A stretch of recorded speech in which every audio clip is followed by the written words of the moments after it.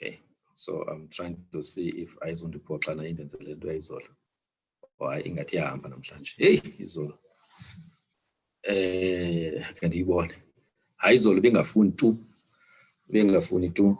Yeah, but ke ingathi namhlanje abakho noko ubacelile.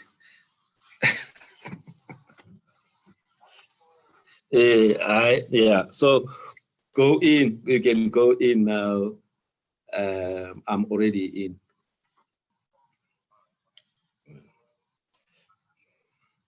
So what you do, Jonga, uzongena ku join meeting, and then can ufake the codes. I think it might not even ask you for the password. It may just ask you for the meeting ID. Aye, as balega. Okay, good.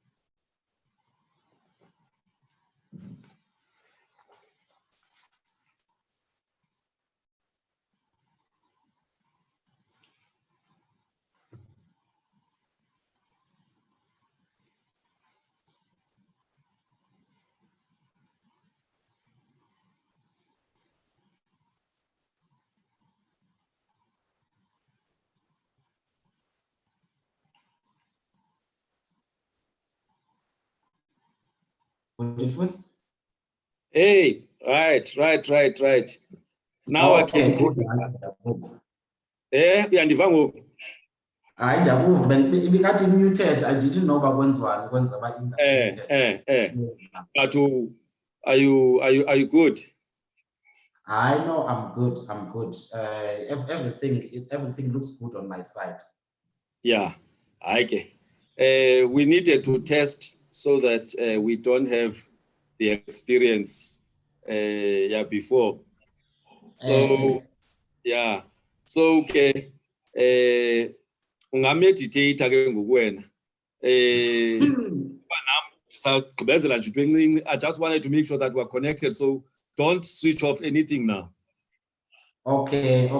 Image Booty Foods. Just in case I because I have no idea how much data this thing will consume. I think I've got about 500 megs of data with me. No, let me sort that out now. I'm gonna sort it out now. Yeah, I'm gonna sort it out. Element. Did you proper element? Yeah, 14. No, we will sort it out. Don't worry.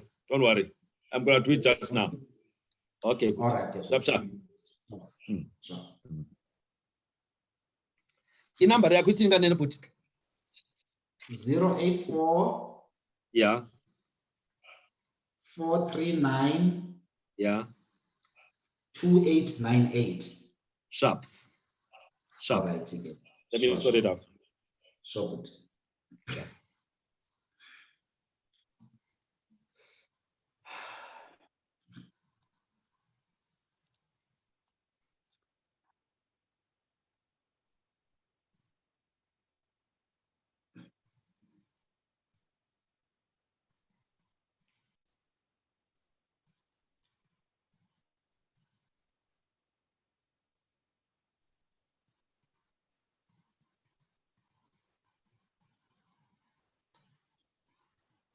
It's cell C, ne? At cell C, yes, but one. Sharp. All right.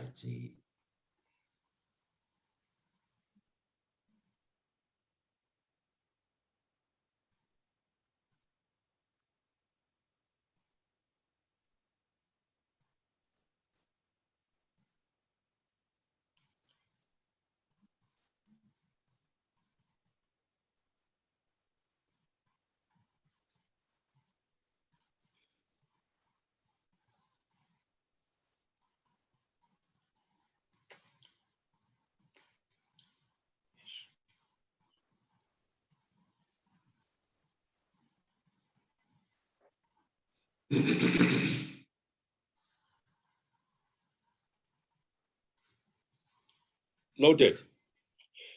Okay, thank you, Butch. Thank you so much. I am the one of Okay.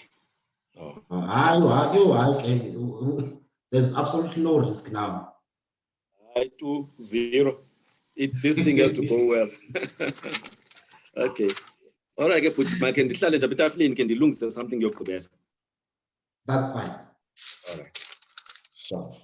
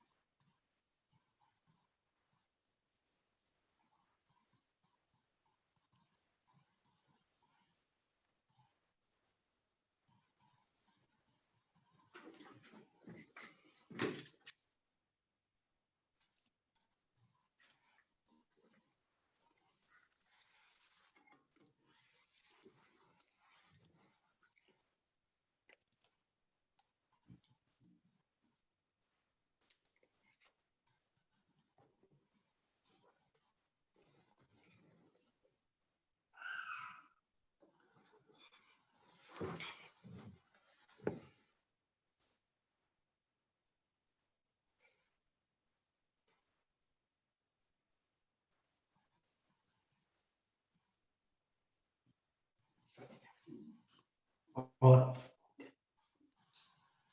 okay.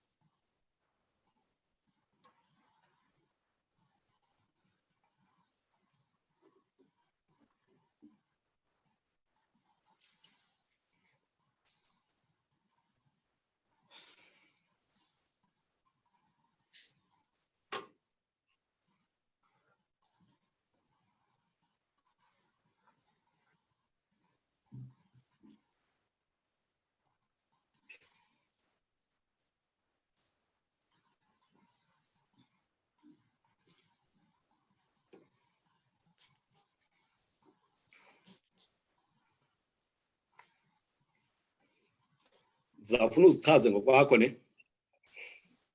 Oh, okay. Yeah. Okay. Zawuthi fa wena ungene. That's fine, that's fine. It's fine like that.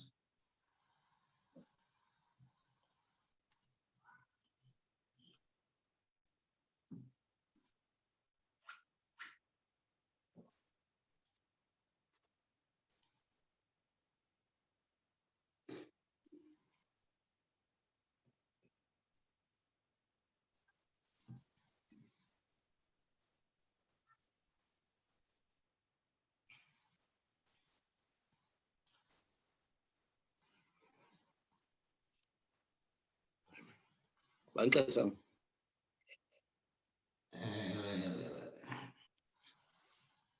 Okay, go for. All right. All right. Good afternoon, ladies and gentlemen. Good afternoon, ladies and gentlemen, joining us via the various social media platforms, Facebook, YouTube, and also via the Dr. Fundi platform. Welcome. We appreciate you, spending your 1 hour with us. Today, we are going to be discussing a topic that has been quite controversial, in the social media, streets, I'll say in the streets of social media, Facebook, Twitter, and all of that.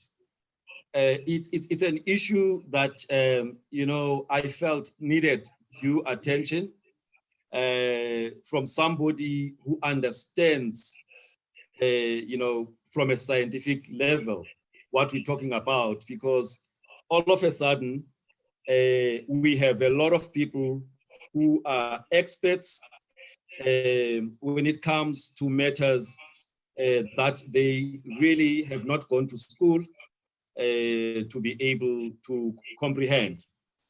Now, as I was preparing for this meeting, I came across an article in the Daily Maverick, which was sort of talking about the same issue, whereby we are in the information age. We are in an age where everybody has access to information. There's democracy of information. But having said that, there's one thing to have access to information, but it's another to have the ability to actually process that information to make sense about it. So whilst we all have access to information, but possessing the ability to understand it is not something that everybody has. You must have at least spent some time behind the desk in that particular field to have the deeper understanding of some of these things.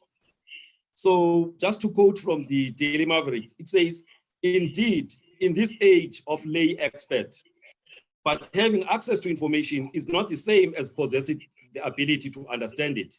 If anything, 21st century societies have become fragile precisely because we have unfettered access to the matrix, which, like maize or the N95 face mask, have become a commodity.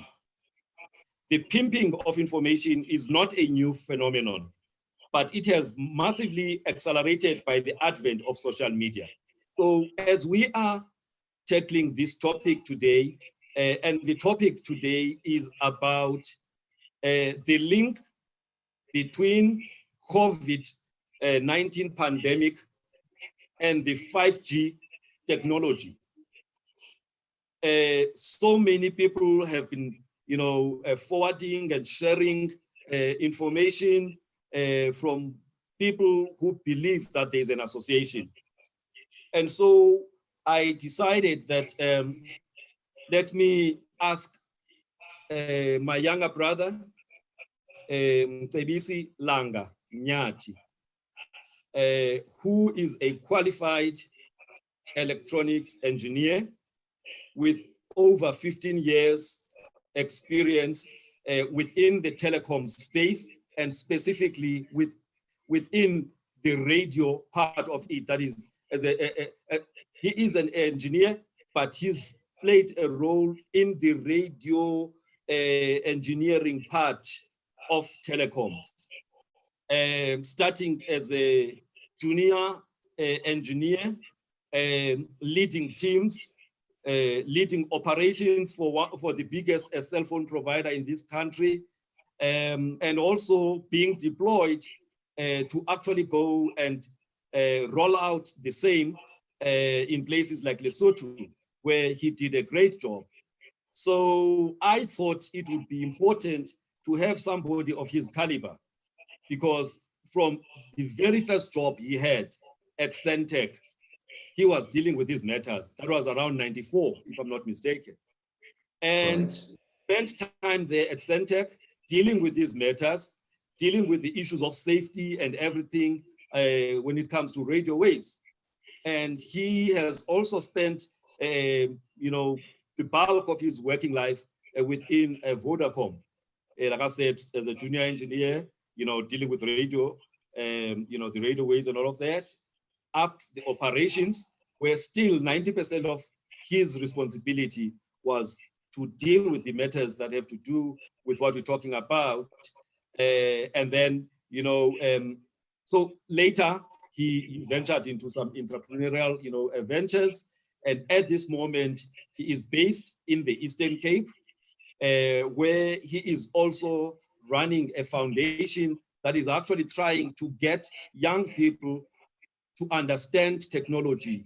He's volunteering his time to teach them maths and science, and he's also driving, innovation, teaching them, something called, okay, I'll mention it, a little later.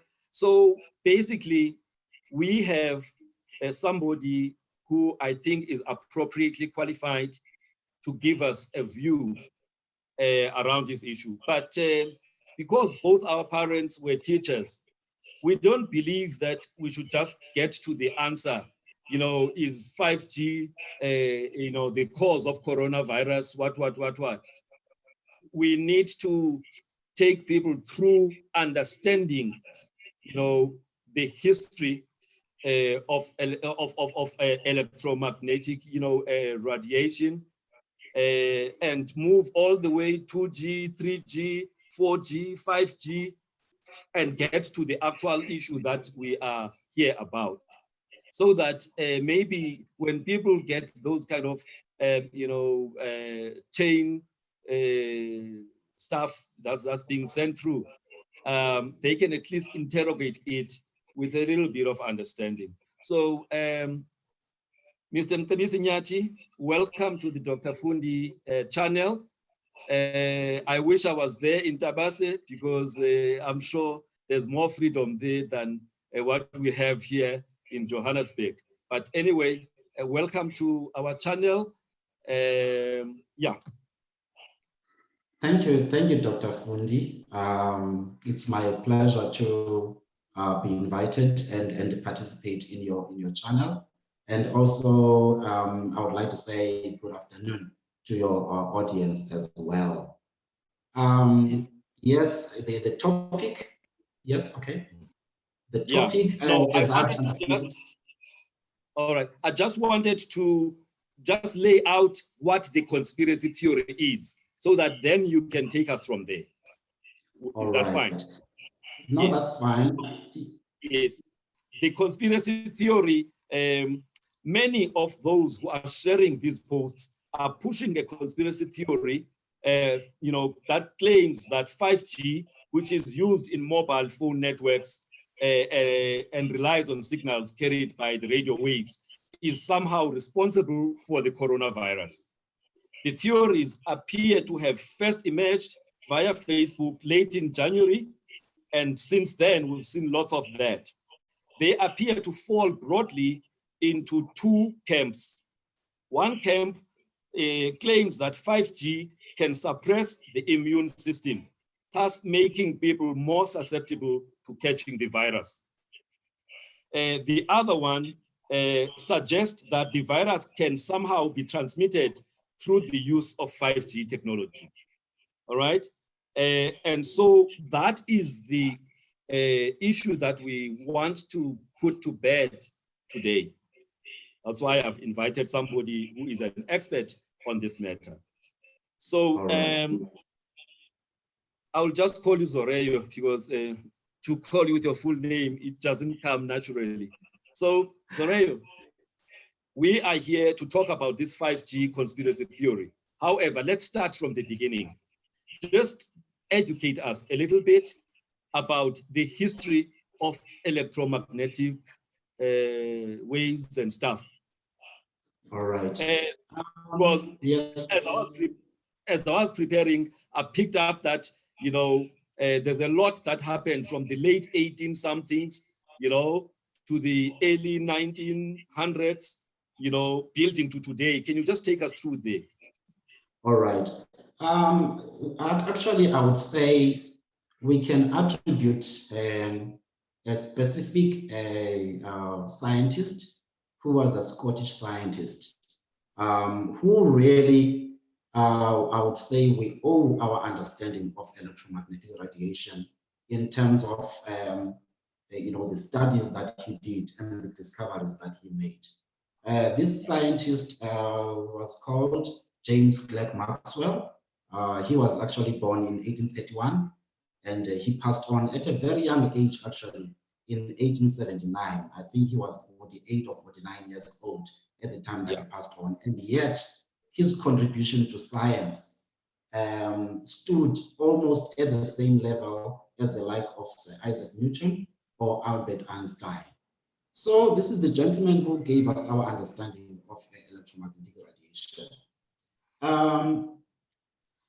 The key thing that he actually did was that already there was an understanding of what electricity is at the time. Yes. In the same way that there was an understanding of what magnetism is during that time.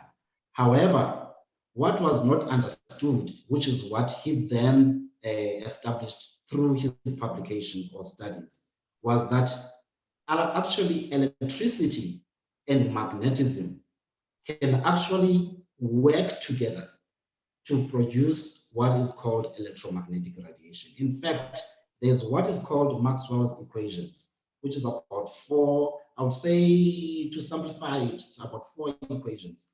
I'll just wish you to indulge me, to let me just explain in very simple terms as to what those Maxwell's equations were all about. The first thing was to give us a little bit of insight onto the nature of electricity, whereby he actually indicated that actually electricity is actually dipole in nature. What does that mean? It means that there's basically 2 charges that constitute what is known as electricity. What we have arbitrarily labeled as a negative charge, and what we've also arbitrarily labeled as a positive charge. By the way, there's nothing positive about a positive charge, nor is there anything negative about a negative charge. It's just a label that we provided.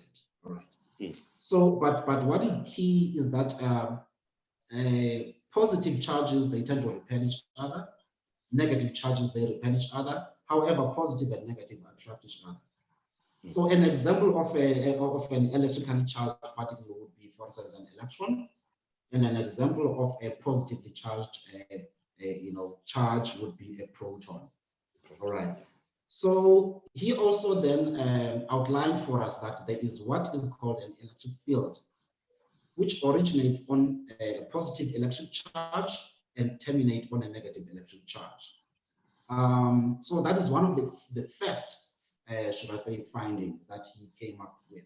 The second one was around magnetism, where he again identified that magnetism was of a dipole nature.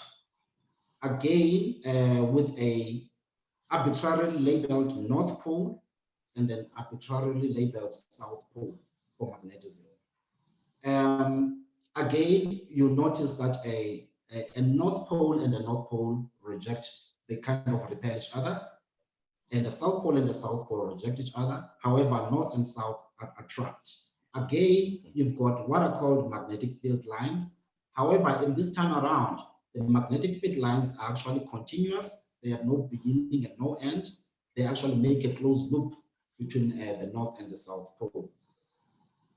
So that was the second finding that he came up with. The third one was that if you have a moving electric charge, or you've got a changing electric field, that actually generates a magnetic field. So you see now you are linking electricity with magnetism. A moving electric charge or a changing electric field generates a magnetic field. And then the fourth finding that he came up with was that a changing magnetic field induces an electric field. So how does all of this link to electromagnetism? Now imagine this scenario. You've got a changing electric field, or you've got a moving electric charge, which then generates a magnetic field. However, that magnetic field, if it's also changing, it will also generate an electric field. So you have a situation where an electric field generates a magnetic field, and the magnetic field generates an electric field. And you can have this situation perpetuating itself.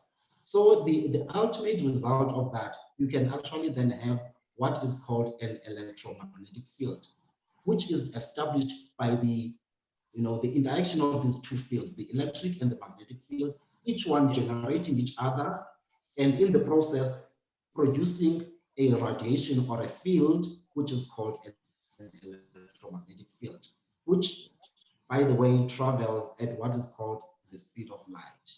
So one of the things that he actually established was that, in actual fact, light, as we know it, visible light, that is also an electromagnetic field. So what it means, what we see as light is actually constituted in exactly the same way as what you would know as radio waves, or what you would know as gamma rays or X-rays, or anything that is labeled as an electromagnetic radiation. So he actually established a link between light and other forms of electromagnetic radiation.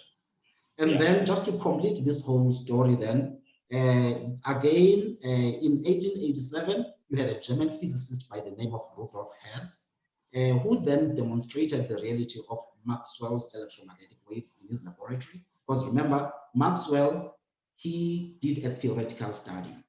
However, Hertz then actually proved the theories of Maxwell in his own laboratory. So for his outstanding work, he was then, should I say, his name was honored by then using his name as a measure, as a unit of measure for what is called the frequency of a wave, right? Which is a hertz. So you will hear people talking about megahertz, gigahertz, or kilohertz. So that hertz at the end was actually the name of Hertz, for whom he was then given the honor to use his name as a measure for, the unit of measuring the frequency of a wave. And when we speak of frequency of a wave, all we are talking about is the number of cycles an oscillation makes within a second. That's simply what it means. So if you're saying, for instance, a particular wave has got 100 kilohertz frequency, all you are saying is that it makes 100 cycles within a second. So that's what 100 kilohertz mean. And if you are saying a megahertz, you are simply saying that that particular wave is making 1,000,000 cycles in a second. Or if you are saying a gigahertz, you are saying that particular wave is making 1,000 million cycles within a second. So I thought maybe we should kind of, give that little bit of background. Of course, this whole thing was then brought into commercial use in the form of radio communication around the year 1900, which is then exactly, things developed technologically to the extent where we are. So that's basically the brief history around electromagnetic radiation. Yeah. Of course, electromagnetic radiation, like any other wave, have got characteristics. So some of those characteristics, it would just be important to kind of highlight them. From high school, some of you may remember that you had something called transverse waves and longitudinal waves. By the way, electromagnetic radiation is what is called a transverse wave, whereas sound would be what would be called a longitudinal wave. And you also have got something called a property of a wave, which is called a wavelength, which is measured in meters. This is basically the distance between, two, should I say, 2 points in a complete cycle in terms of the oscillation of a wave.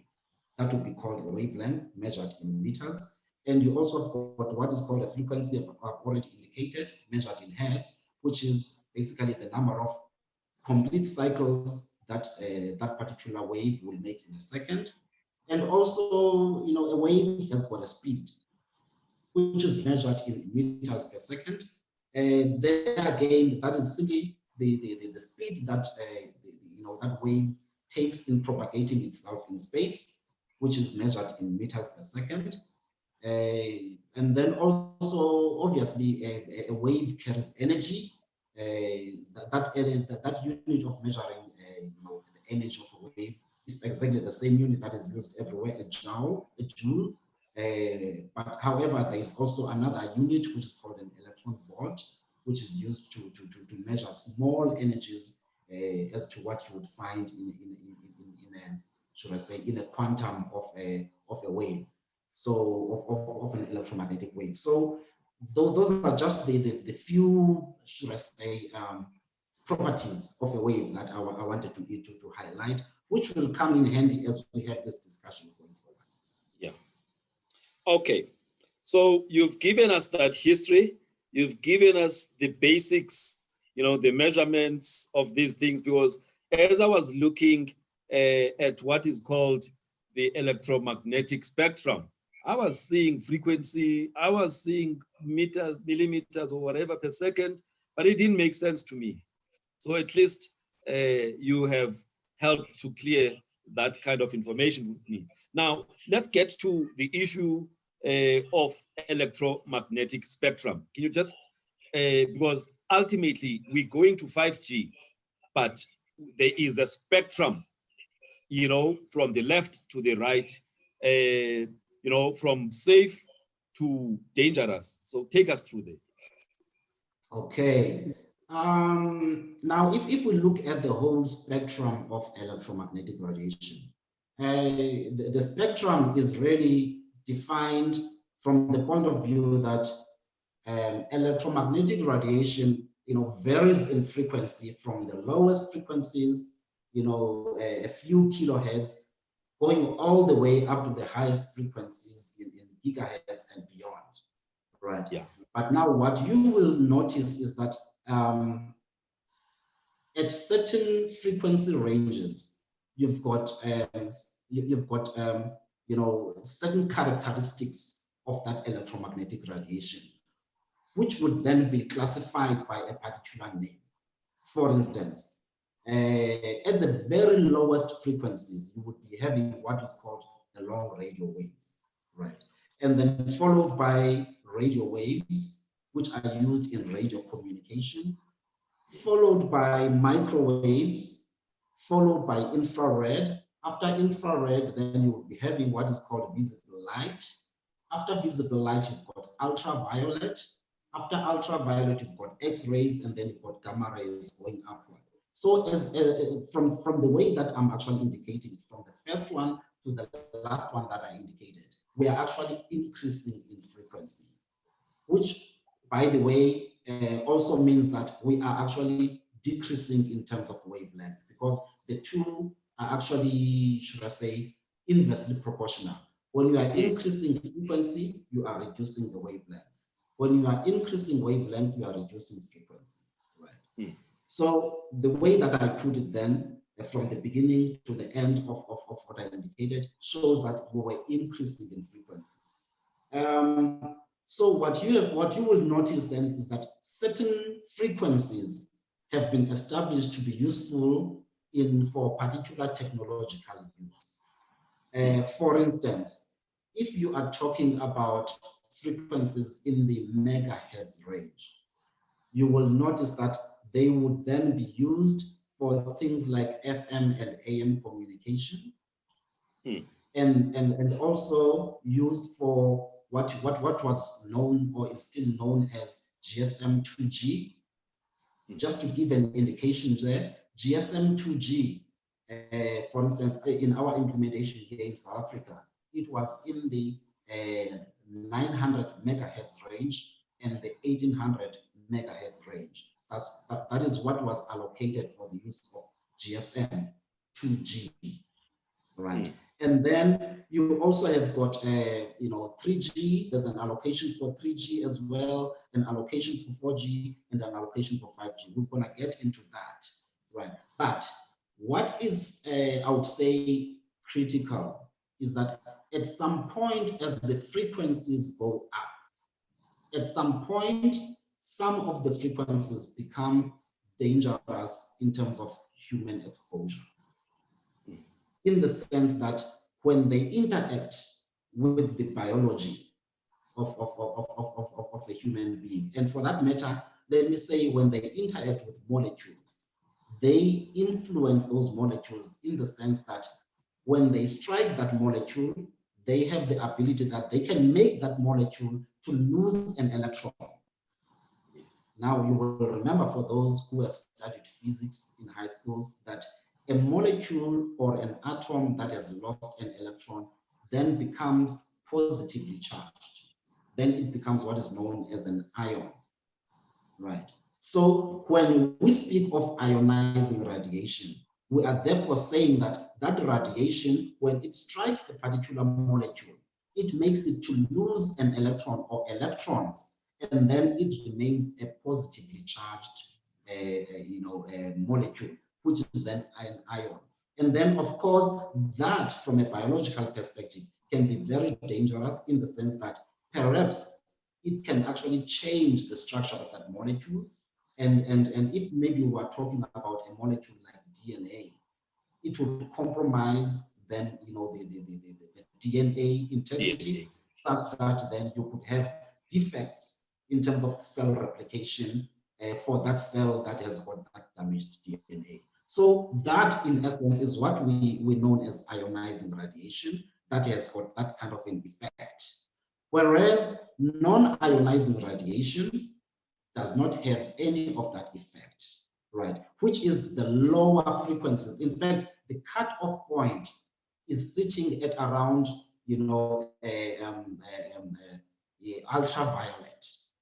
In the ultraviolet range, somewhere in the middle of the ultraviolet range, you start to have frequencies becoming ionizing frequencies, right? But below that range, they are actually harmless, right?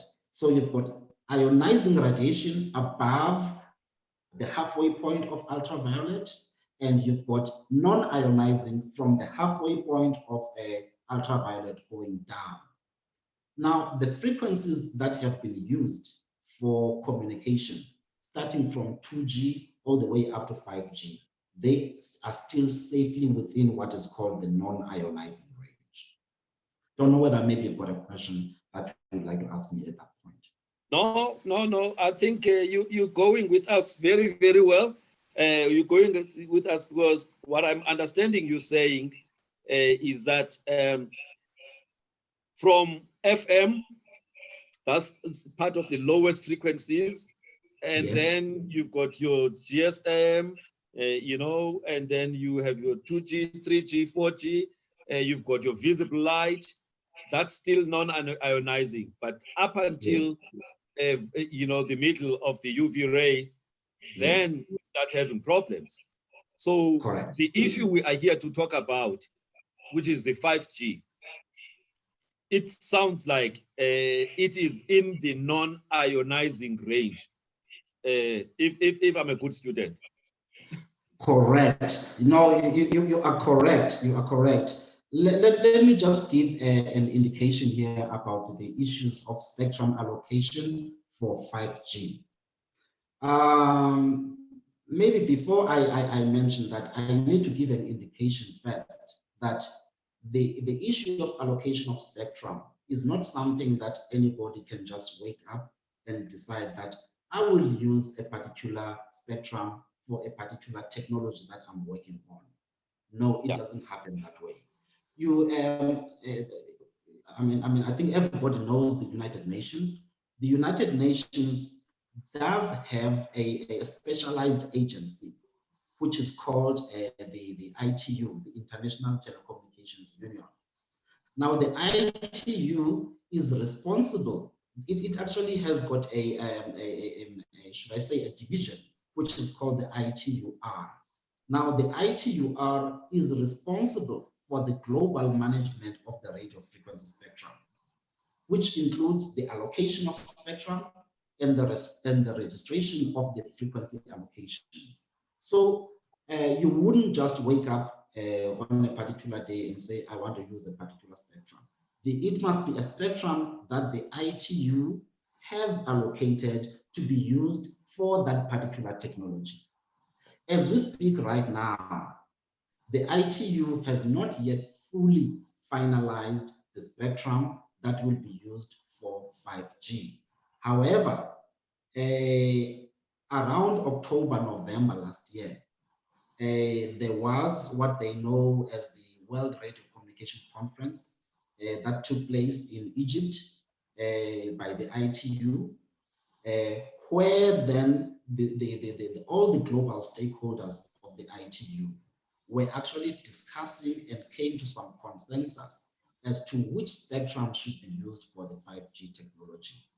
So the frequency bands that then seem to again should I say the favor of most of the stakeholders within that conference, where the frequency bands above 24 gigahertz, in particular, great interest was shown in the 26 gigahertz range, 40 gigahertz range, and the 66 gigahertz range, right? Those were the ones that were identified that they will be used for 5G.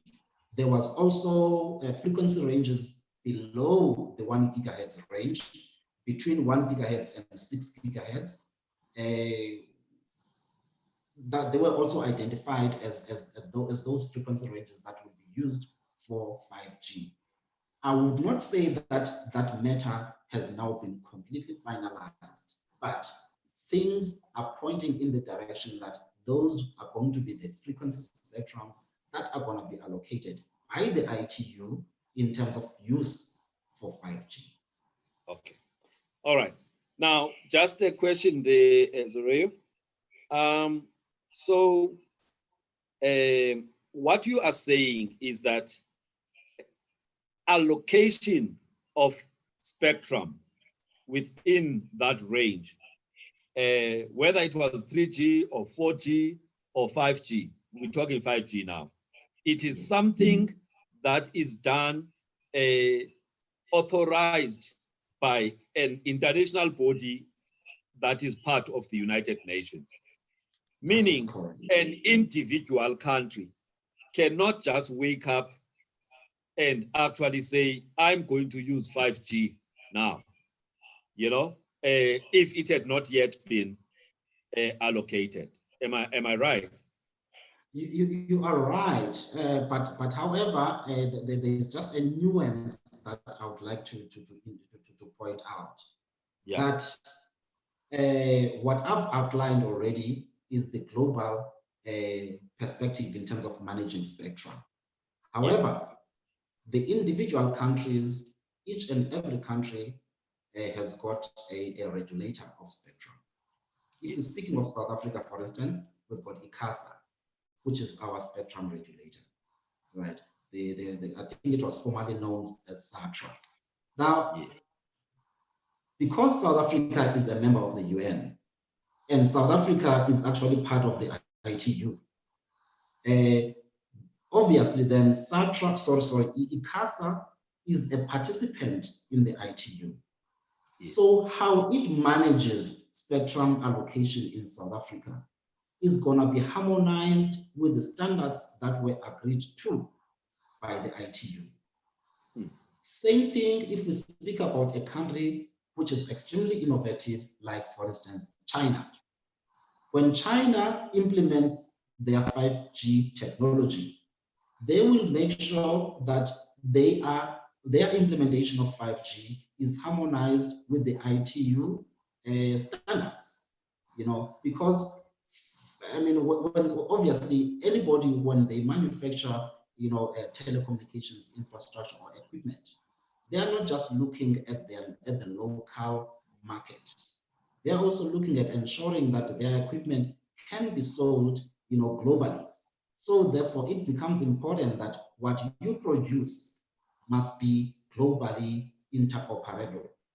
And the one way of ensuring that you are globally interoperable is by making sure that you are harmonized with the global standards that everybody else is working on. So okay. I think maybe that's the issue I wanted to highlight. Yes. Now, okay. Again, just for the benefit of people like me who are lay in your space. So what is special about this 5G compared to 4G, compared to 3G? Like, I mean, we keep on hearing 1, 2, 3. Is it like a Golf 1 and a Golf 2 and a Golf 3 and a Golf 4? I'm sure it's about performance and safety. That's why, at a car level. But in this space, these 1s and the 2s and the 3s and the 4s, and now we're talking 5. Like, why all of this? Well, the reason why you've got this 1, 2, 3, 4, 5, and I'm sure there will be a 6 going all the way. It's simply the evolution of technology. For instance, when we speak of 2G, when I joined the telecommunications industry, we were still in the phase of 2G, right? There, we were obviously talking about primarily communication via voice and SMS. The capabilities for data were extremely limited, right? But now, what happened was, due to the success of 2G, it became apparent that there is need to transmit data on a mobile telephony infrastructure. So people started innovating. And then the ITU came with new standards for transmitting faster data on a mobile telecommunications network.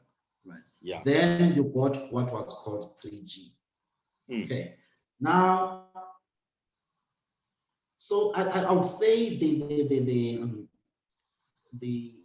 changes that happened, they were more dramatic from the evolution from 2G to 3G, because the whole network architecture changed somewhat dramatically. However, when we are moving from 3G to 4G to 5G, then the network architecture doesn't change as dramatic. What actually changes is what is called the access network. What do we mean by access network? By access network, we mean that part of the network that is used to connect the end user to the network infrastructure. In the case of mobile telephony implementations, that is normally wireless. So the first,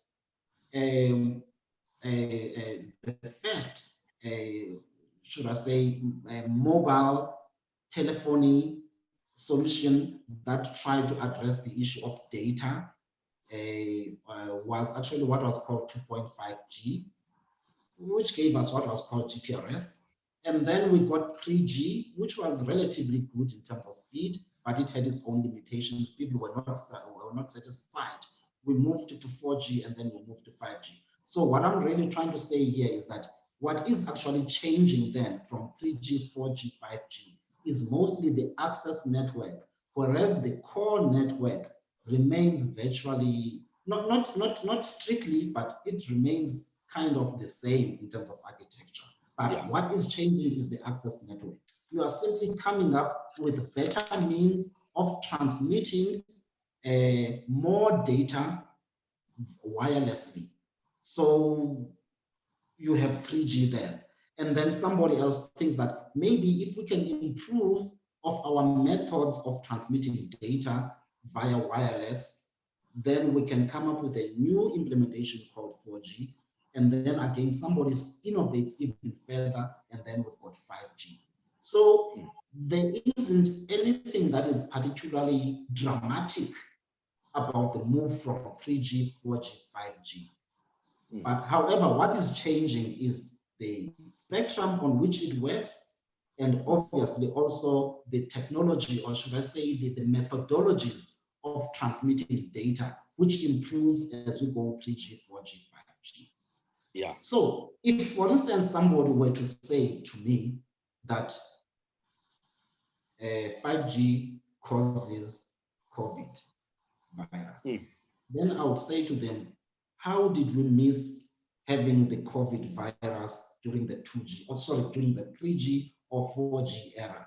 Because there is nothing that is significantly different about 3G, 4G, and 5G, except that you are using different spectrum and the methodologies for transmitting data are improving, and therefore you are having very high speeds. So the whole logic of saying 5G can cause COVID, it doesn't make sense, because we had these radio methods for transmitting data wirelessly. We already have them from 3G. Why did we not have COVID then? Why are we? What is so special about 5G that it would cause COVID that it did not cause during 3G or 4G? So it just becomes nonsensical in my view. Yeah, yes. So other people, when they talk about this 5G, they talk about next generation something. What is that? Well, next generation telecoms or something. Well, I think people can use that kind of a label on 5G, in the sense that it is obviously an improvement from 4G, what we knew as LTE. It is an improvement from 4G without any doubt, both in what is called latency. Now, latency, to put it very, very simply, I would say it's the delay that happens as you transmit data, from one side to another. Let's say, for instance, as we are now having this video conference or this video communication between you and I, you would see the effects of latency if, for instance, I speak and then I wait for you to receive my communication. Only after a delay of a few seconds, you can actually receive my communication. And then you speak on your side, and then I have to wait for a few seconds before your communication gets to me. That's latency. So that is still something that is still experienced with 4G technology, with LTE. However, 5G promises that it's going to significantly reduce latency, such that you are then able to implement real-time applications better because the latency is significantly reduced. And of course, one of the advantages that would make people label 5G in the manner that you've indicated now is the fact that 5G has got much faster speeds compared to 4G. I think it is said that it will give about 10 times improvement from what was capable with 4G. And so with this kind of capabilities, it then opens up another room completely of new applications that can actually be implemented via 5G that were perhaps not possible via 4G. We're talking, for instance, about things like virtual reality implementations, which was things that were not really possible within 4G, but perhaps are going to be very much possible with 5G. Okay. So, all right. So you've given us all this foundation as we were building up to the issues of health and safety. You know, we'll talk specifically COVID. You've already touched on it, but we'll get back to it. But also other general, you know, health issues. So you've got your ITU there that is sitting within the UN. When it comes to matters of health and safety, who looks after that aspect? Is it still ITU or is it somebody else? Well, there is actually an independent body, which is called ICNAP. It's also based in Geneva. That what is it called? It's ICNAP. That's ICNIRP. Okay.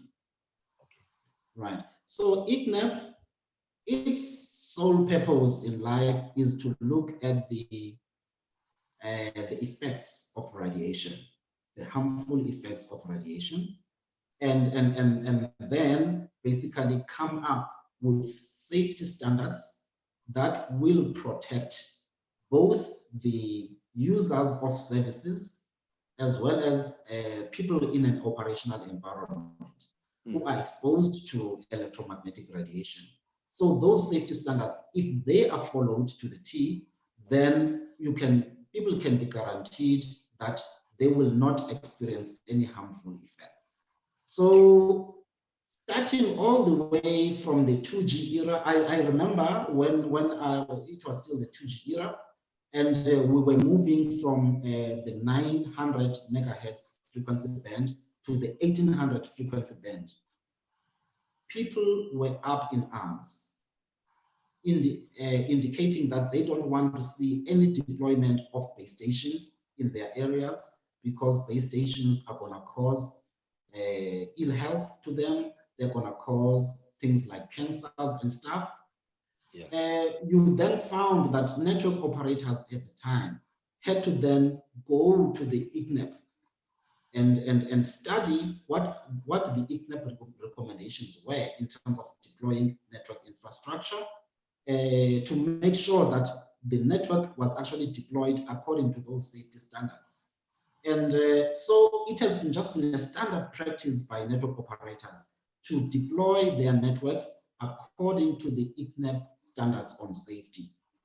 Yes. For instance, right now, ICNAP has got their latest recommendations on safety. I think they are dated March 2020. So they are as latest as March 2020. And they include exposure to the frequency spectrum that is used by 5G. So those recommendations are latest in the sense that they encompass 5G. Right. Yes. So I have full confidence that in following those standards, those safety standards, people will always remain safe. As it was during the 2G era, it will still be during the 5G era, as long as we don't get to the point where we start using frequencies that are in the ionizing radiation space. Then Yes. obviously things are going to change. As long as you are still using frequencies below, the ionizing radiation frequency space, we are still safe. So the body that is responsible for doing the studies is called IGNA. And I think most network operators, they rely on their safety standards. Mm. So basically, just coming back to the point that the ICN IRP is actually responsible for issues of health and safety. As I was going through another article before this, transmission, it's an article that appeared, on the BBC. It was a review of, all these, question marks around 5G. What they said was earlier this year, a long-running study from the watchdog, the International Commission on Non-Ionizing Radiation Protection, rebutted these claims, saying there was no evidence that mobile networks cause cancer or other illnesses. And the trade body, Mobile UK, also said these are false rumors and theories that link 5G and the coronavirus. And these were concerning, whilst the Department of Digital Culture, Media and Sport in the UK also reiterated that there is absolutely no credible evidence for the link. They went further to say viruses invade human and animal cells and use them to reproduce, which is what causes an infection. Viruses cannot live very long outside a living thing. So they have to find a way, usually via droplets of liquid from cough and sneezes. Genome sequencing of this coronavirus suggests it jumped from animals to humans and then began to pass from human to human. So what they're basically saying is that the theories that are being peddled about 5G being responsible for the emergence of SARS-CoV-2, which is the virus that is causing the pandemic, are basically baseless. All right, and there are a number of scientists that have said that. And I mean, if the body that is responsible for issues of safety with regards to non-ionizing, radiations, they have studied this in depth, with collaborators throughout the world, and they have come to an answer that there is no basis. Now, if that is the case, what do you think is the reason for the peddling of these kind of, conspiracy theories around 5G and its link to the current pandemic that we're all going through? Well, I think to put it simpler, I would say perhaps it's some form of hysteria based on the unknown situation that we're experiencing right now, which is the COVID pandemic. Yeah. The worst case scenario would be if, for whatever reason, there might be, in the form of how would I put this? There would be some form of industrial, when maybe countries are kind of fighting each other. Yeah. Yes, are fighting each other, because maybe a particular country has become dominant in a particular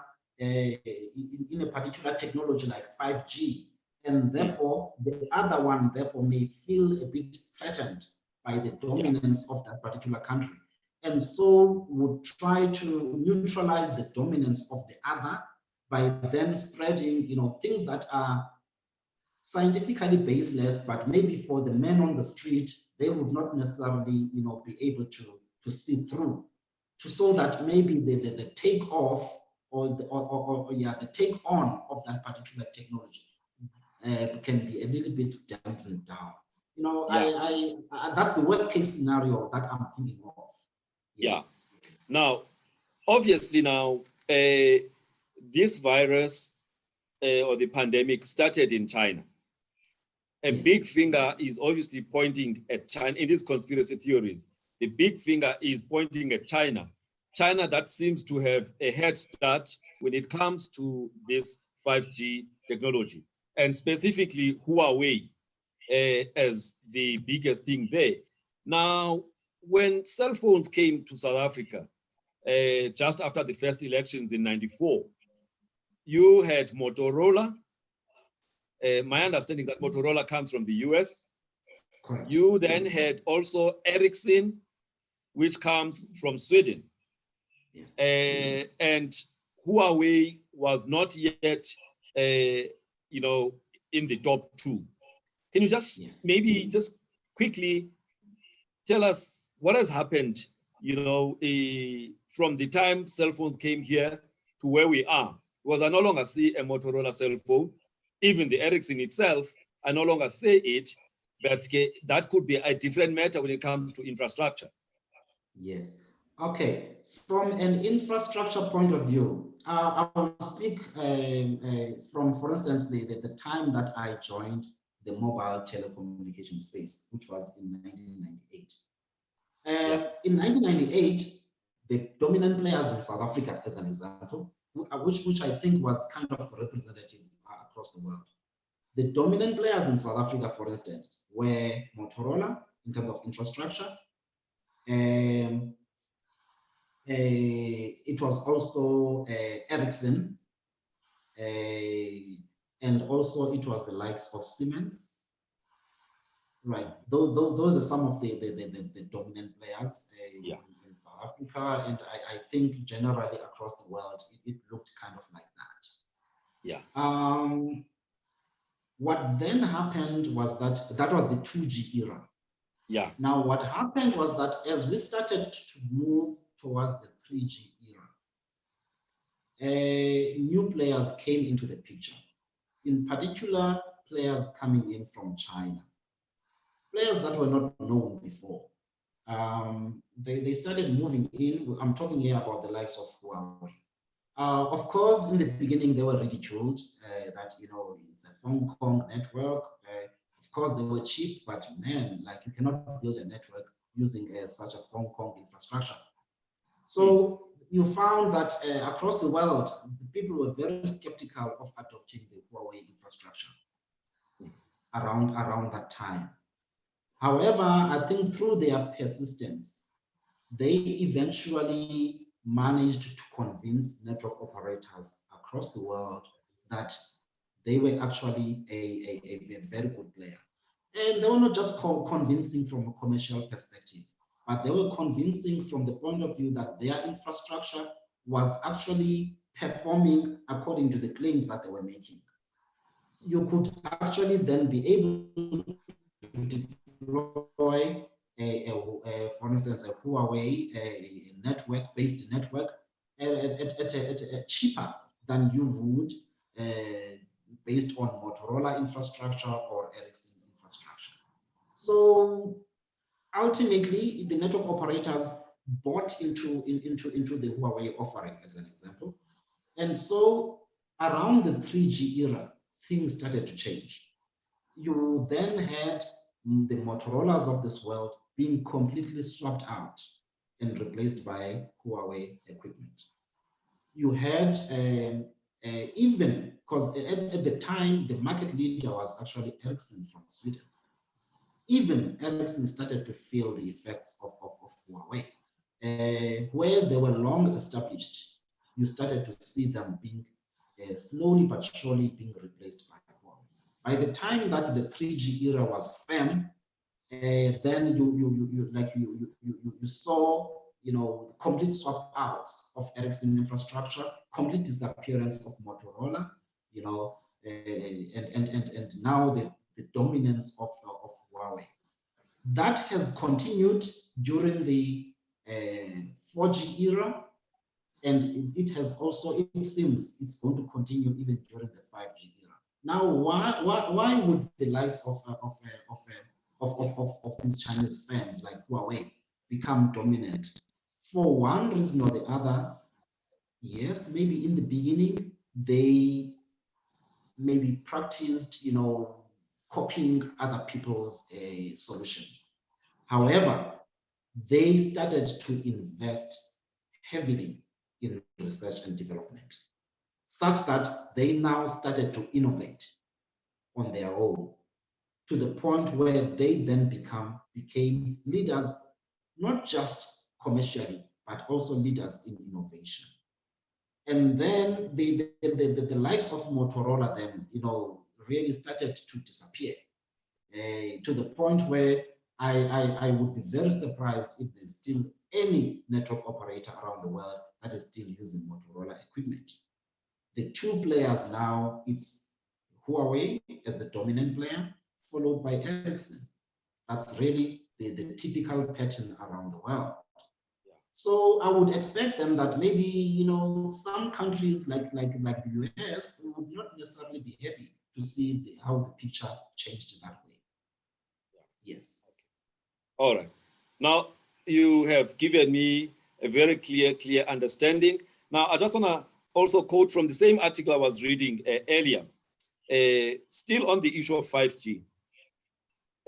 Professor Adam Finn, who's a professor of pediatrics in the University of Bristol, he said, radio waves involved in 5G and other mobile phone technology sit on the low frequency end of the electromagnetic spectrum.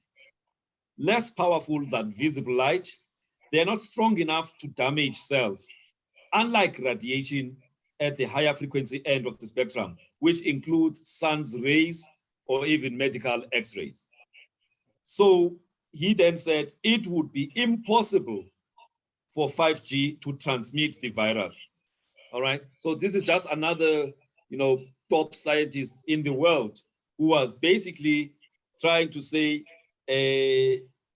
this conspiracy theory has got no, basis. Another,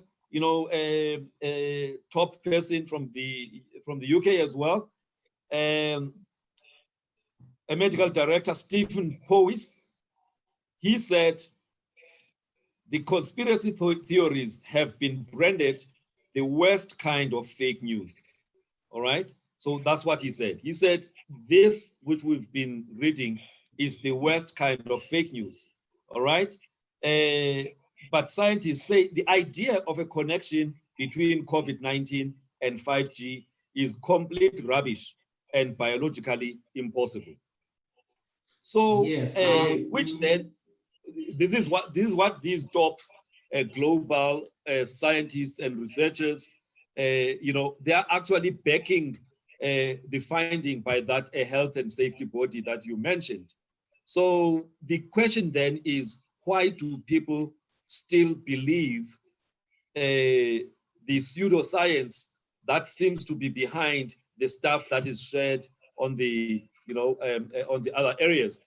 There is a gentleman who sent me a question that I should ask to you, but he was talking about vaccines for COVID-19 that have been, that have some digital something, Now, I basically disputed that. In fact, not even disputed, I didn't even entertain it, because there is no vaccine as we speak for COVID-19. So already, if you are talking about a vaccine for COVID-19 that has been manipulated digitally, then already you are just peddling something that is not there.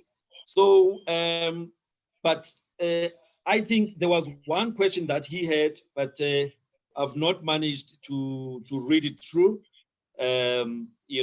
because I wanted you to just answer that question for me before you actually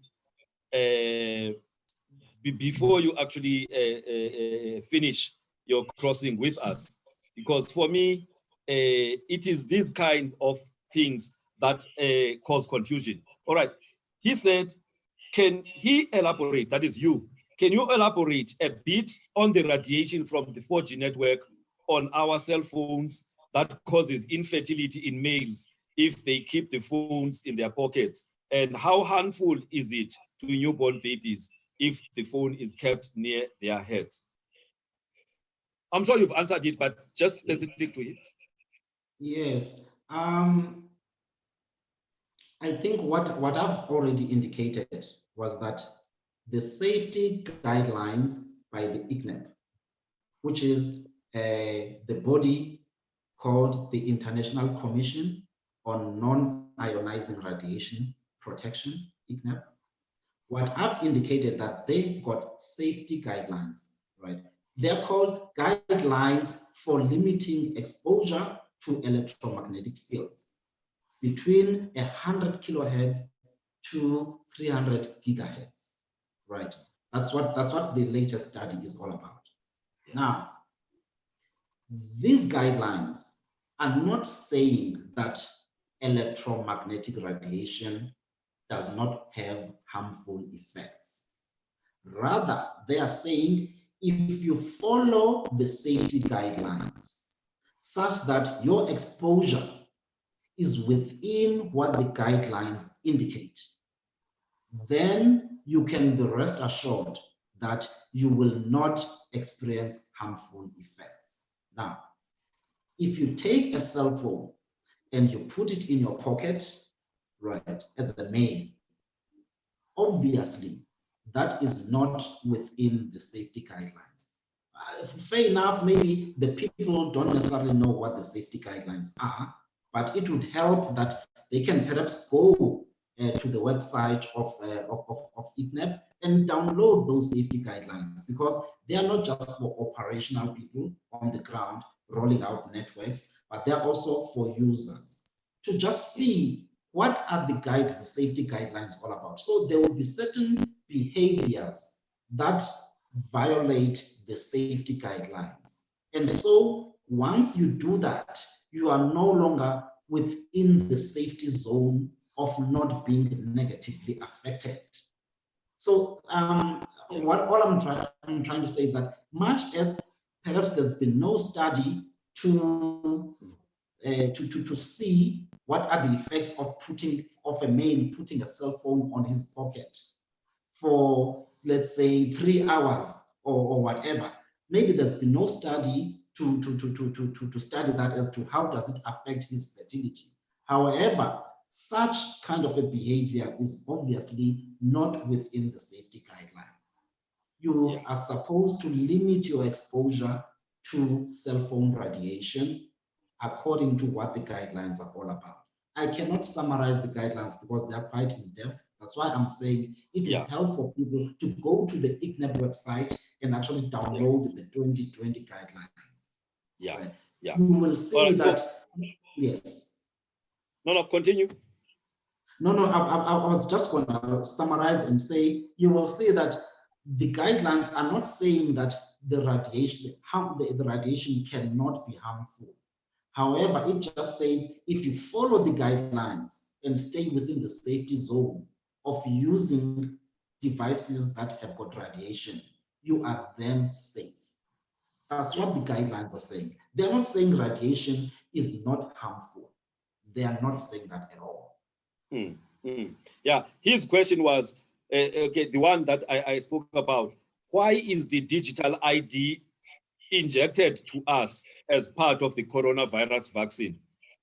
And why are we not told that it's included in the vaccine? So I dismissed that really out of hand because there is no vaccine at this point. So why do you even entertain an issue of a digital ID injection when there is no vaccine? As we speak today, there's no vaccine for COVID-19. Yes, there's a number of researchers in different parts of the world that are trying to come up with a vaccine. But as we speak, there is no vaccine that is being given, that has been authorized for use in humans. So it also proves that, people need to be able to assimilate information with a little bit of interrogation and understanding of what they're talking about, because you can't even begin to answer something like that where there is actually no vaccine, about COVID-19. So I think we will continue to have these kind of things where people peddle information that is not necessarily based in real science. Yes, it may be based in pseudoscience, a little bit of truth here, bending it with a little bit of lies there. But the bottom line is that there is no scientific, proof, proper science now that links COVID-19 and 5G. End of the story. I would agree with you. I would agree with you. Yes, I would just wish that people can interrogate the information that they receive and cross-check it against the from sources that are reputable, because some of these claims, they can be actually so difficult to dispute simply because the claims that they make are scientifically baseless. Now, how do you dispute something that is scientifically baseless? It's extremely difficult, So I would just wish that people, before they entertain information of the sort, just look at what do established reputable authorities say about such things, and kind of lay to rest if it doesn't make sense. Yeah, I mean, a few weeks ago in the UK, specifically in London, a place called Birmingham, and another one, I've just forgotten the name.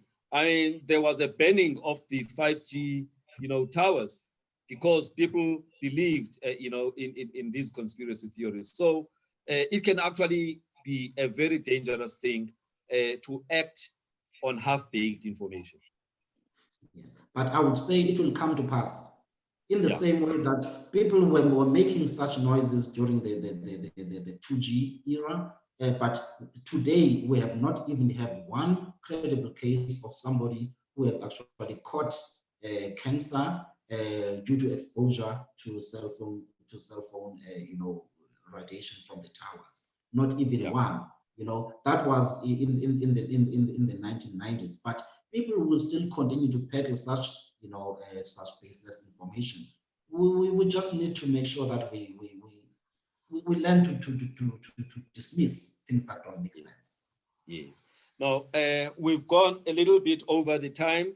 I think I need to bring this conversation. It was an interesting one, a bit technical at the beginning, especially for minds that are over the age of 50 like mine, that are battling with grasping new concepts, but I was able to follow you. So thank you very much, Ezoreyo. You have helped me in terms of helping to clear my mind. I hope you've helped other people who are viewing this, conversation, and hopefully people, will look at reputable sources, when they get information, and not just believe, and not just believe what is being peddled out there, because that form of pseudoscience can have very, very negative, effects, and we don't need that. We need to focus on COVID and deal with COVID and deal with it and make sure that it's history. Now, these side shows about 5Gs causing COVID really do not help the fight against the pandemic. So thank you for your time. And just one question, because I'm crossing to you, Usetabaste, in our ancestral home, Mtad. Is there any social distancing there? Do people understand this COVID-19 thing? Has there been any public health education there, Emakaya? Or, I'm just being opportunistic now to ask you that question. Yes. I from time to time, I do use public transportation to travel, for instance, between home and town.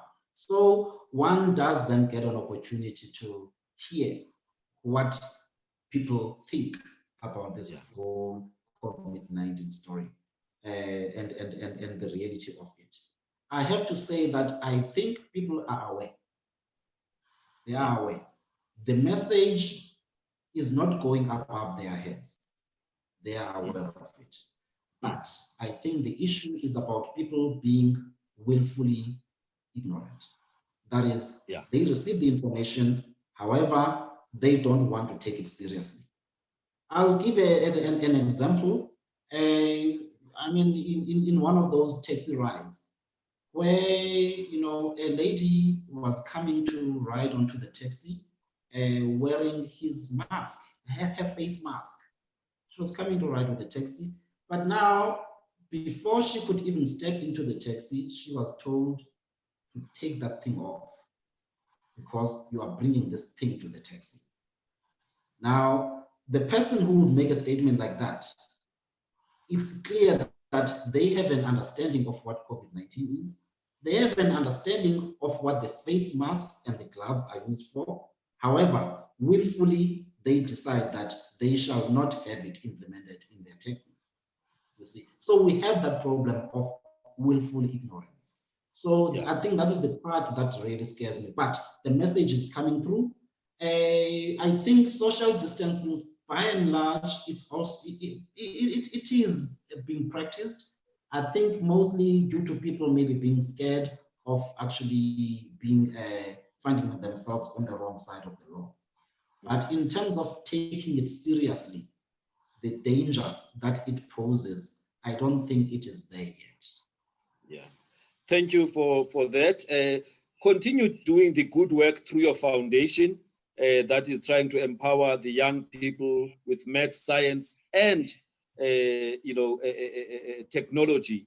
That ideathon thing that you put around there in Umtata, we need more of that because people need to understand that the future is with technology and with people like you who are sacrificing their time and making them see that to get into the 4IR era, you need maths, you need science, and you need exposure to technology. So keep doing the good work, my brother, and I look forward to seeing that foundation growing. Thank you very much. I appreciate your time. Thank you. All right. Bye. So I just want to thank the viewers as well. I nearly switched off without thanking you guys. Thank you very much for your time.